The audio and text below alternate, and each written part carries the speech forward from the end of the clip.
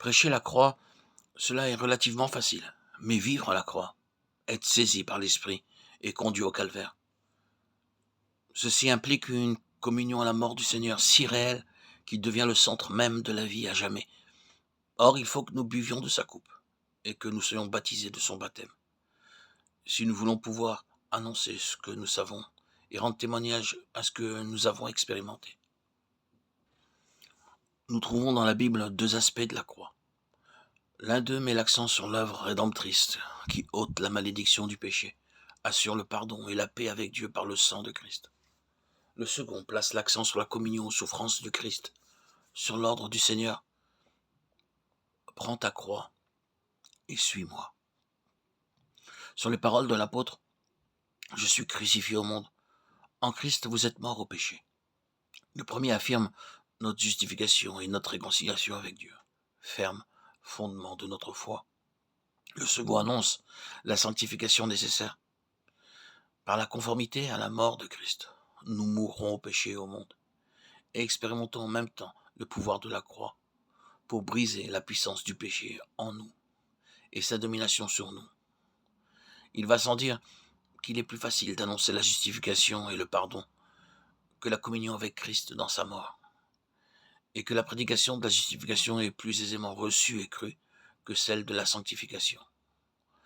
C'est pour cela que tant de chrétiens s'arrêtent à mi-chemin, n'allant jamais au-delà de cette foi qui voit en Christ ce qui pardonne le péché. Parlez-vous de communion à ses souffrances, de conformité en sa mort? Ils sont effrayés et reculent. Ils ne veulent pas renoncer à eux-mêmes. Et cependant, c'est seulement lorsque l'homme a compris le double message de la croix qu'il saisit toute la portée, tout le prix de sa rédemption. Que le Seigneur nous donne l'esprit de sagesse, qu'il illumine et dévoile à nos regards les gloires de la croix. Qu'il nous donne aussi l'esprit de prière en faveur de son peuple, afin que tous suivent fidèlement les traces de celui qui porta la croix.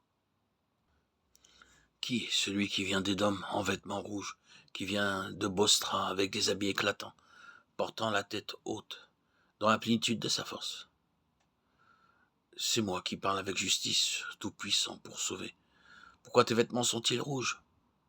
J'étais seul à fouler au pressoir, et parmi les peuples, personne n'était avec moi. Ésaïe 63, 1-3. Voici l'agneau de Dieu, Jean 1, 29.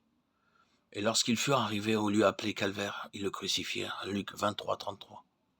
Les siècles étaient révolus, l'heure était venue. Le sacrifice de l'agneau immolé dès la fondation du monde allait être consommé à la face du ciel et de la terre, au lieu appelé Golgotha, Acte 4, 27, 28.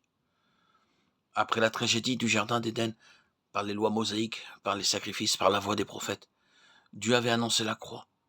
Il avait acheminé l'humanité, surtout son peuple Israël, vers cette croix, qui est et demeure à jamais au centre de l'histoire, dont elle est l'axe en même temps que le point culminant. Tout ce qui précède le drame du calvaire y conduit, tout ce qui le suit en découle. Même dans les siècles à venir, jusque dans l'éternité, la croix gardera sa place unique, sa situation dominante. Nous lisons en effet dans l'Apocalypse que l'apôtre Jean, exilé à Patmos et ravi en extase, vit dans le ciel, au milieu du trône, un agneau comme immolé. Et c'est vers lui que s'élèvent les louanges et pour lui que les rachetés entonnent le cantique de délivrance et d'action de grâce.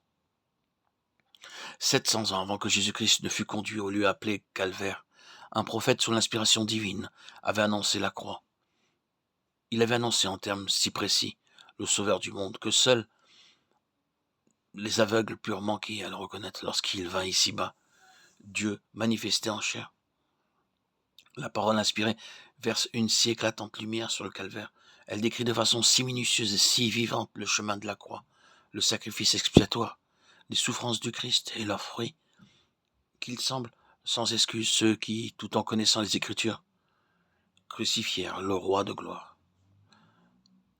Le prophète nous annonce un Christ livré selon la volonté prédéterminée de Dieu, Acte 2, 23. Un Christ destiné à la souffrance, Acte 3, 18. Et lorsque les chefs d'Israël condamnèrent le prince de la vie et le livrèrent aux méchants pour qu'il fût crucifié, ils accomplirent à leur insu ces prophéties qu'on lisait chaque jour de sabbat dans leur synagogue. Il n'a ni beauté ni éclat pour attirer nos regards, ni rien dans son aspect qui pût nous le faire aimer. Il était méprisé et abandonné des hommes, homme de douleur, connaissant la souffrance. Un objet à la vue duquel on se couvre le visage. Ésaïe 53, 1, 4.